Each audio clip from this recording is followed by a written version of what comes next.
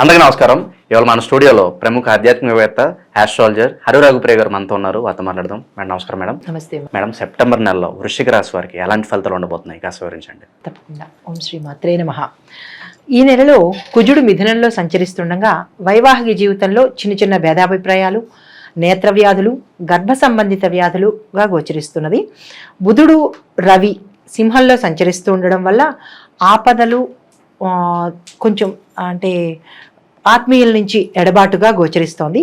చేసే పనిలో నిరాశను కనబరుస్తోంది. అయితే శుక్రుడు కన్యలో ప్రవేశించడం వల్ల కొన్ని విరోధాలు, శత్రువులతో మాట పట్టింపులు, మిత్రులతో మాట పట్టింపులు ఇట్లాంటివిగా కనపడుతోంది అంటే మొదటి వారంలో.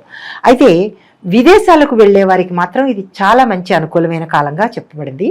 అయితే దీర్ఘకాలకంగా ఉన్న అనారోగ్యాలు అంటే ఈ రాసులు, ఈ గ్రహాలలో కొంచెం చలనం ఉంటుంది. ఎక్కువసేపు వాళ్ళు అందులో ఉండరు కాబట్టి వాళ్ళు చలనం ఏ టైంలో అయితే వాళ్ళు దశలు మార్చుకుంటారో ఆ టైంలోనే ఈ స్వల్పకాలంలోనే ఈ చిన్న చిన్న సమస్యలు వస్తాయి. అయితే దీర్ఘకాలంగా ఉన్న గతంలో వారికి ఏమైనా అనారోగ్య సూచనలు ఉంటే కనుక ఇప్పుడు వాళ్ళు మెరుగుపడే అవకాశం కనబడింది. కుటుంబంలో అందరికీ ఆదాయం పెరుగుతుంది. ఎవరైతే ఉద్యోగాల్లో ఉన్నారో, లేదంటే వ్యాపారంలో ఉన్నారో, లేదంటే ఏ రంగంలో ఉన్నారో కుటుంబంలో ఉన్న వారందరికీ ఈ మాసంలో ఆదాయం పెరుగుదలగా కనపడుతోంది. అయితే వీరు పట్టుదలకు కనుక పోకుండా, మాటకి లేకుండా ఉంటే కనుక చిన్న చిన్న విభేదాలు అనేవి దాటడం జరుగుతుంది. అయితే వీరు ప్రత్యేకించి ఇంటిలో శుభకార్యాలు అంటే పెళ్ళిళ్ళు, పేరెంటాలు కాకుండా ఏమైనా మంచి మంచి కార్యాలు చేసే అవకాశంగా కనపడుతోంది. అయితే వీరు సహోద్యోగులతో కనుక మాటకు మాట చెప్పకుండా స్నేహపూర్వకమైన వాతావరణం కనుక చేస్తే కనుక వారి వల్ల ఎటువంటి అవాంతరాలు రాకుండా, ఎటువంటి ఆపదలు రాకుండా ఈ మాసం గడిచిపోతుందన్నమాట.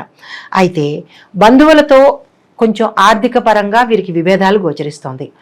వాళ్ళు ఏదో డబ్బులు అడగడము, నేను ఇవ్వను అని అనడము, ఇంకా డబ్బులతో వచ్చింది ఇదే కదా ధనపరంగా. సో అలాంటివి కాకుండా కొంచెం యుక్తిగా కనుక ఈ మాసం దాటగలిగితే బంధువులతో ఎటువంటి విరోధాలు లేకుండా హాయిగా ఉంటుంది. అయితే సహోద్యోగులతో స్నేహంగా ఉండడం వల్ల వచ్చే లాభం ఏంటి అంటే వీరు ప్రమోషన్కి వీరు చేయూతను ఇవ్వడానికి జరుగుతుందన్నమాట. భార్యాభర్తల మధ్య అన్యోన్యత పెరుగుతుంది. కుటుంబంలో తల్లిదండ్రులు, అత్తమామలు వీళ్లతో, బంధుమిత్రులతో చక్కగా ఉంటారు. అయితే ఆర్థిక వ్యవహారాలు ఏవైనా లావాదేవీలు కనుక చేయాలి అంటే కొంచెం వ్యతిరేకత కనబడుతోంది. లైక్ ఎలా అంటే ఏదైనా కొనుగోలు చేయాలన్నా, పెద్ద పెద్ద ఆస్తులు కానీ, పెద్ద మొత్తంలో డబ్బులతో లావాదేవీలు ఏవైనా ఉంటే కనుక ఈ మాసం వాయిదా వేసుకుంటే మంచిదిగా చెప్పడం జరిగింది.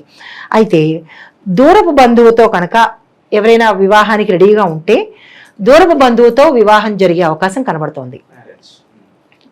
అంటే మాట ముచ్చట్లు మాత్రం దూరపు బంధువులతో, అంటే వేరే వాళ్ళు కాకుండా ఇంట్లో వాళ్ళతోనే అవకాశంగా గోచరిస్తోంది అనమాట. అయితే పెళ్లి కాని వారు, పెళ్లి కోసం ప్రయత్నం చేసేవాళ్ళు ఈ మాసంలో ప్రయత్నం చేయకుండా ఈ మాసంలో వచ్చే ఆఖరి వారంలో కనుక ప్రయత్నం మొదలు పెడితే సక్సెస్ సాధించే అవకాశం ఉంది. తర్వాత విదేశాలు వెళ్ళాలి అని అనుకునే వాళ్ళు ఈ మాసం మొదటి రోజు బుధవారంగా చూసుకొని, ఈ మాసంలో మొదటి బుధవారం కనుక చూసుకుని అప్లై చేస్తే కనుక వచ్చే అవకాశాలు కనబడుతుంది. తర్వాత వ్యాపార నిమిత్తంగా, అంటే చదువుకోవడం నిమిత్తంగా వెళ్ళే వాళ్ళు వేరు, వ్యాపారం నిమిత్తంగా వెళ్ళే వాళ్ళు వేరు. వ్యాపార నిమిత్తంగా వెళ్ళాలి అని అనుకునే వాళ్ళు ఈ మాసంలో రెండో బుధవారంలో కనుక వీరు ఆ ప్రయత్నాలు కనుక చేస్తే సక్సెస్ సాధిస్తారు. అయితే ఇంట్లో చిన్నపిల్లలు ఎవరైనా ఉంటే వారికి వీరు తీపి పదార్థాలని, వినాయకుడి పేర తీపి పదార్థాలను కనుక తినిపించగలిగితే వీరి మనసులో ఉన్న చింతలన్నీ దాటడానికి అవకాశం ఉంటుంది. కొంతమందికి మనసులో చింతలు ఉంటాయి, నాకు ఆ పని అవుతుందా, ఈ పని అవుతుందా అనేవి. దానికి ప్రత్యామ్నాయంగా ఏంటంటే చిన్నపిల్లలకి కనుక తీపి తినిపించగలిగితే ఆ సమస్యలు దాటుతారు. అయితే వీరు డ్రైవింగ్ చేసేటప్పుడు స్నేహితుడితో కానీ, సెల్ఫ్ కానీ, నలుగురితో కానీ డ్రైవింగ్కి దూరంగా ఉండడం మంచిది. సెల్ఫ్ డ్రైవింగ్ అనేది మానేయాలి. దూర ప్రయాణాలు చేయకుండా ఉండడం మంచిదిగా చెప్పడం జరిగింది. అయితే వీరికి, వ్యాపారస్తులకి ఈ మాసంలో పెట్టుబడులు పెట్టాలి అని అంటే కనుక, వ్యాపారానికి పెట్టుబడులు పెట్టాలి అంటే కనుక మూడో వారంలో వచ్చే గురువారం కానీ, శనివారం కానీ మూడో వారంలో వచ్చే గురువారం కానీ శనివారం కానీ మంచి సమయం చూసుకుని పెట్టుబడి పెడితే అధిక లాభాలు పొందే అవకాశం ఉంది.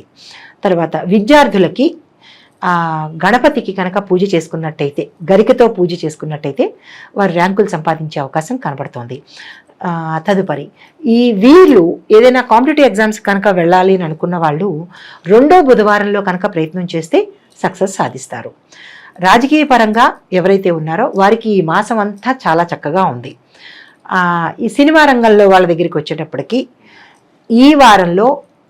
ఈ మాసంలో మొదటి శనివారం కనుక శనేశ్వరుడికి పూజ చేసుకుని ఎటువంటి విఘ్నాలు కలగకుండా నాకు మంచి కెరియర్ని ఇవ్వమని చెప్పి శనేశ్వరుడికి పూజ చేసుకుని కనుక స్టార్ట్ చేస్తే వారికి మొత్తం విజయమే, ఇంకెటువంటి వెనక్కి తిరిగి చూసుకోకుండా విజయం సాధిస్తారు. తదుపరి ఎవరైనా కొనుక్కోవాలి, స్థలాలు అవి కొనుక్కోవాలన్నా, ఇల్లు కొనుక్కోవాలన్నా మూడో వారంలో కనుక ప్రయత్నం చేసినట్టయితే, మూడో మంగళవారం కుజుడు ఏంటంటే మారుమారు చేయిస్తాడు, ఏదైనా సరే మారుమారు చేయిస్తాడు. అందుకనే మనం ఏం చేస్తామంటే ఏదైనా కొనుక్కోవాలన్నా కానీ మంగళవారం నాడు కొనుక్కోవాలి. అప్పులు తీర్చేయాలంటే మంగళవారం నాడు తీర్చేయాలి. ఏది కొత్తగా చెయ్యకూడదు. ఇప్పుడు ఏదైనా ఆపరేషన్ కానీ లేదా హాస్పిటల్ విజిట్ కానీ మనకి ఏదైతే వద్దు అని అనుకుంటామో అది మంగళవారాలు, చెడు అనేది మంగళవారాలు చేసుకోవాలి. కొనుక్కోవాలనుకున్నా, అప్పులు తీర్చాలనుకున్నా ఇలాంటివన్నీ మంగళవారం చేసుకోవాలి. అయితే వీరు ఈ రెండో మంగళవారం నాడు చూసుకుని కనుక ప్రయత్నం స్టార్ట్ చేస్తే కనుక వీరు కొనుక్కునే అవకాశాలు కనబడుతున్నాయి. తర్వాత ప్రభుత్వ ఉద్యోగులకి ప్రమోషన్స్ రావాలి అంటే కనుక ఈ మాసం వారికి ఎప్పుడు పెట్టుకున్నా, దరఖాస్తు చేసుకున్నా వీరికి అవకాశం ఉంటుంది. కొత్తగా అప్లై చేసుకోవాలి అని అనుకుంటే కనుక, పరీక్షలు రాయాలి అంటే కనుక ఈ మాసం అంతా వాళ్ళకి మంచిగా చెప్పడం జరిగింది. తదుపరి ప్రైవేట్ ఉద్యోగస్తులు. ఈ ప్రైవేట్ ఉద్యోగస్తుల్లో జాబ్ సంపాదించాలనుకున్న వాళ్ళు వారి అనుగ్రహాన్ని, అంటే వాళ్ళ గ్రహాలను బట్టి ఏ రంగంలో వాళ్ళు స్థిరపడతారు అనేది చూసుకుని పెద్దల పర్యవేక్షణలో కనుక చేయగలిగితే అప్లై చేసుకుంటే విజయం సాధించే అవకాశాలు కనబడుతున్నది. మేడం, ఈ రాశివారు ఎటువంటి పరిహారాలు చేసుకుంటే వీళ్ళకి మంచి ఫలితాలు పొందే అవకాశం ఉందంటారు? ఈ రాశివారు రవికి, కుజుడికి పరిహారం చేసుకున్నట్టయితే, దానాలు కానీ, జపాలు కానీ, గాయత్రి కానీ చేసుకున్నట్టయితే కనుక మంచి ఫలితాలు కనబడుతుంది. మేము అది కూడా చెయ్యలేము అని అన్నవాళ్ళు ఏం చేయొచ్చు అంటే ఓం సోమాయ నమః మంత్రం చదువుకోవచ్చు. ఓం సం సూర్యాయ నమః సూర్యుడికి మంత్రం చదువుకోవచ్చు. మంగళవారం ఓం భౌమాయ నమః అని కుజుడికి మంత్రం చదువుకోవచ్చు. 3 సార్లు వాళ్ళ శక్తి అనుసారము చదువుకోవచ్చు. మేము అది కూడా చెయ్యలేము అని అనుకున్న వాళ్ళు నవగ్రహాల చుట్టూ ఈ ముగ్గురికి ప్రత్యేకించి కనుక మంత్రం చదువుకుంటే కనుక ఆ పరిహారంగా చెప్పడం జరిగింది. అయితే మాకు ఇది కూడా కుదరట్లేదు, మేము ఇది కూడా చెయ్యలేము అని అనుకున్న వాళ్ళు ఈ గాయత్రి మంత్రాన్ని వినడం ద్వారా, సాయంత్రం పూట వినడం ద్వారా కూడా తత్సమానమైన ఫలితాన్ని పొందవచ్చు. మాకు వినడం కష్టంగా ఉంది, ఇది కూడా మేము చెయ్యలేము, చేసే అవకాశం లేదు అని అనుకున్న వాళ్ళు ప్రతి ఆదివారం కానీ ప్రతి బుధవారం కానీ ఆలయ సందర్శనం చేస్తే కనుక తత్సమానమైన ఫలితం వస్తుందన్నమాట.